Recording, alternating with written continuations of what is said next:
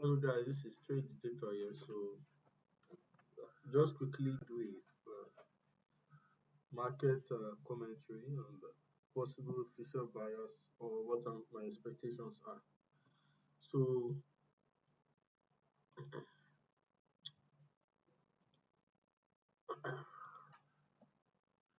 okay, so um my expectation for the dollar index, what I'm expecting is this level here. This I'll try to okay this level. That's what I'm expecting for the dollar index. So Um, we have this is NFP week and we have NFP tomorrow. So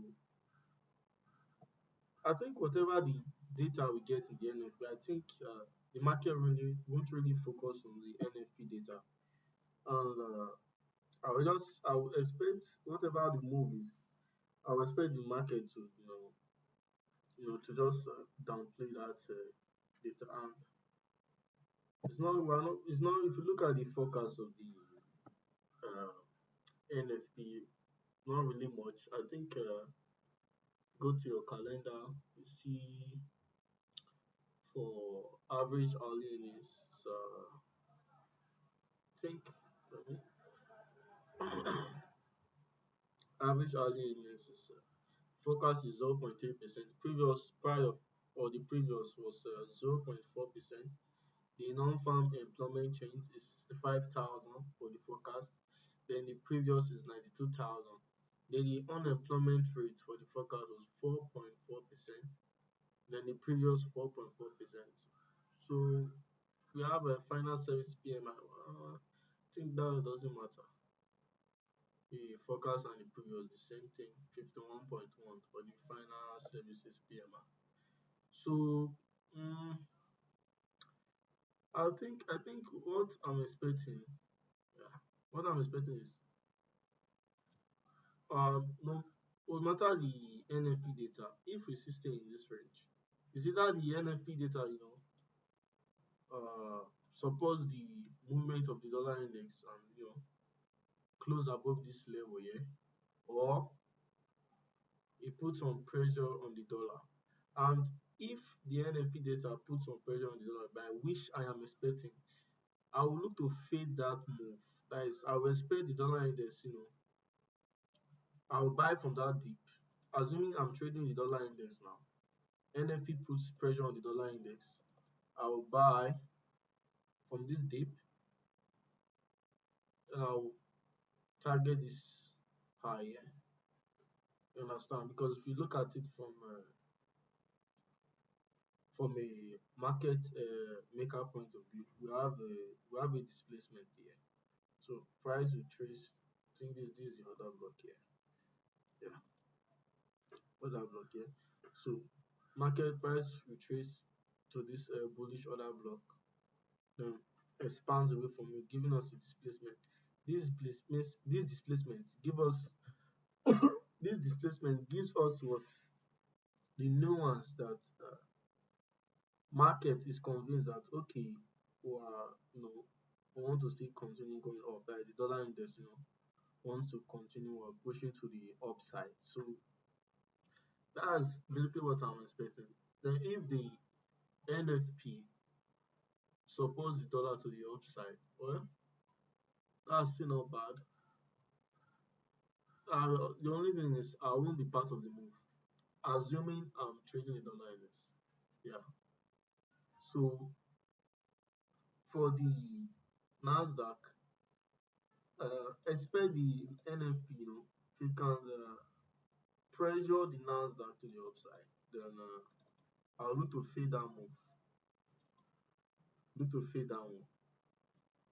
I'll close because I expect, yeah, I'll close because I expect the market to, stay on top. That is close for the week. Close on top this price level here. Why? Because if we go to the weekly time frame, let me zoom. Volume imbalance. So What I think is, I think this market was reaching for this volume imbalance since it acts like a magnet. So especially the market to reach for this volume imbalance, close above it. If it closes above it, then this volume imbalance is close 50%.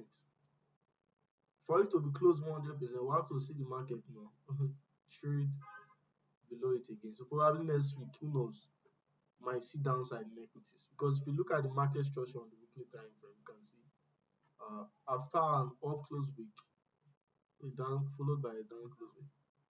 So up close week again, usually followed by a down close week. You understand? We have SMT here. SMT here.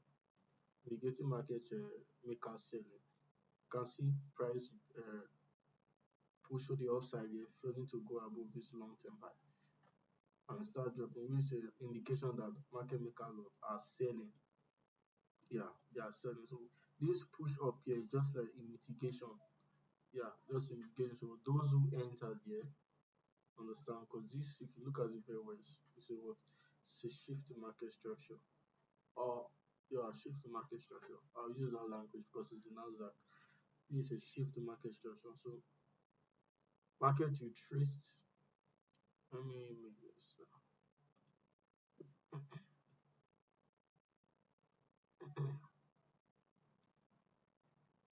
Let me draw it well. So this is a shift in market structure. Knowing about this below this low here, the shift in market structure. So market retraced into day premium, failing to go above this long-term high and drop. So right now we are in a sell program on the weekly time frame, but the sell program is not very strong. Hopefully we get some release of the rubber. Yeah, the release of the rubber, the elastic, then we see some free fall in the Nasdaq. Hopefully, yeah, we don't get this messy weekly candles. Hopefully in the future. That's very good for starting of accounts. So like I was saying, after this market close up this week, hopefully we get some down close candle, which is next week candle expected to be down close. So if you look at it now, we're in a sell program in this market. So I expect this week to close above this level here. Then if you close above, then I will expect next week to drop below for this volume imbalance to be what?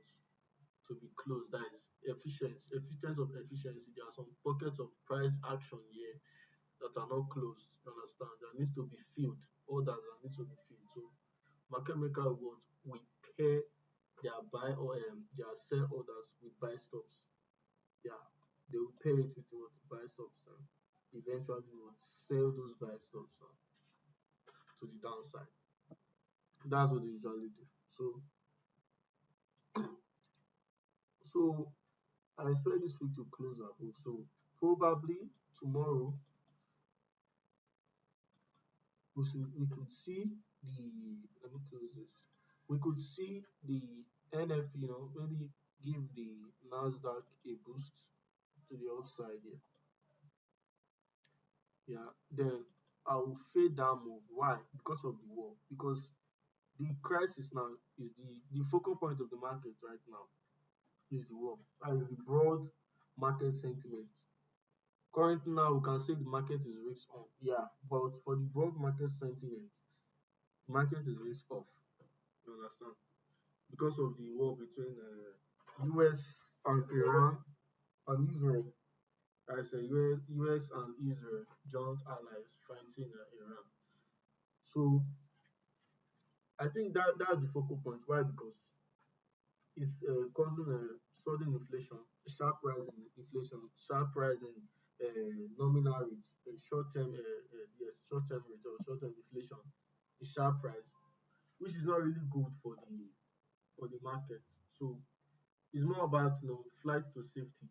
Yeah. So that's why they are what investors are buying the dollar. That's why we see the dollar pushing to the upside.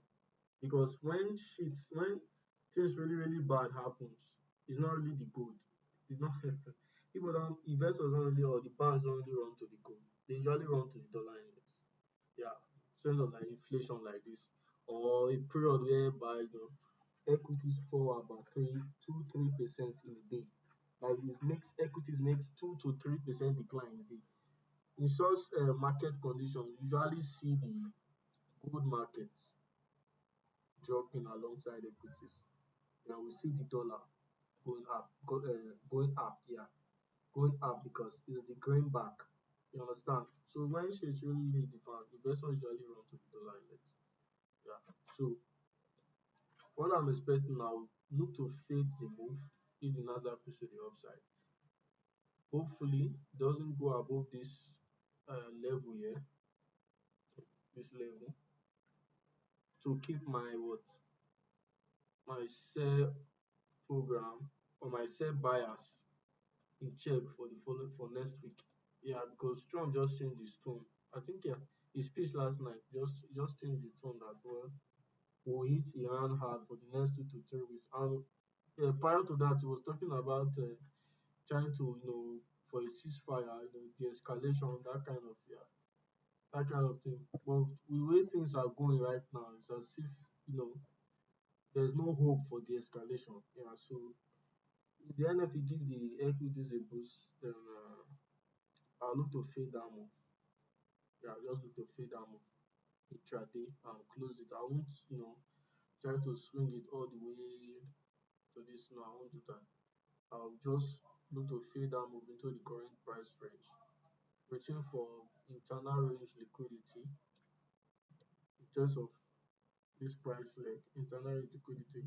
And I'll close. Why? Because I expect this market to later, reach up again and close above this level here because of my volume imbalance in the weekly time frame. So that's it. That's what I'm expecting for the equities. Then for next week, I'll try and send the commentary weekly bias on Saturday, on Sunday. I'll try and do that for next week. So for gold, the same, the same.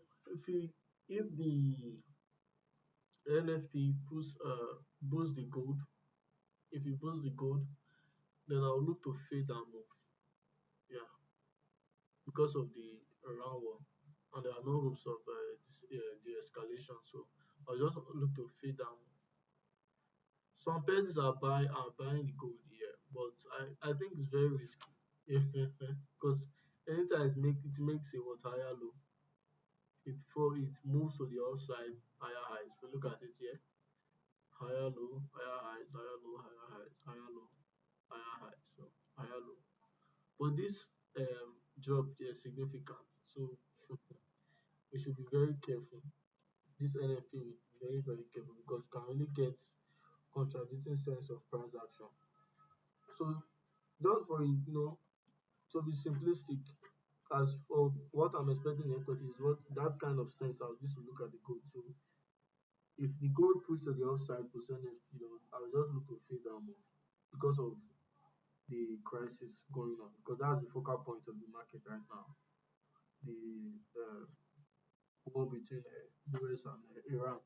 That's the focal point of the market. So if the gold pushes to the upside down, maybe you can look for a market maker sell model taught by inner circle trader himself and look to fade that move. If you see that market maker sell model, I think you should just kill it.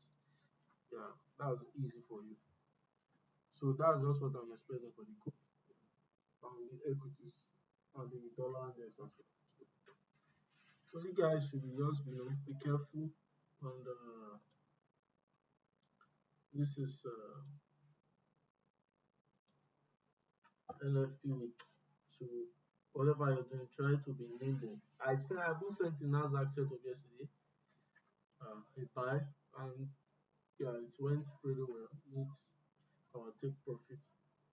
When you're trading in this NFP week like this, you should try as much as possible, to be nimble. Don't overtrade. Don't overtrade because these times the market can really, manipulate, yeah, highs and lows and that kind of thing. Yeah. So we try as much as possible not to overtrade. Like basically for me, I usually trade Monday, Tuesdays, Wednesdays. Then I don't trade Thursdays. Then I'll trade Friday after the NFP. Yeah, NFP data. That's it. So and another thing that you guys should have in mind is I think tomorrow is Easter Friday, Good Friday. So I don't really know why they need cancel that NFP data because Good Friday. I think bank is supposed to be on holidays. Well, you guys will still be careful of low volume uh, in the market tomorrow. So we might not get much participant because of the Good Friday tomorrow. So let's just be careful and try to be nimble this NFP week. There will be more setups in the future.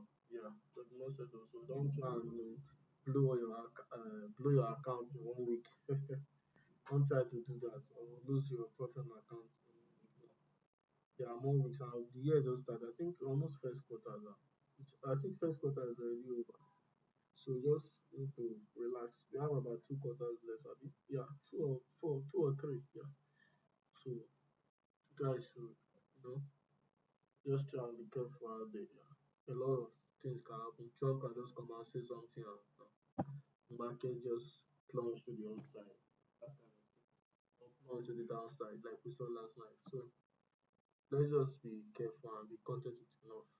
So until next time, I wish you all good trading and happy Easter.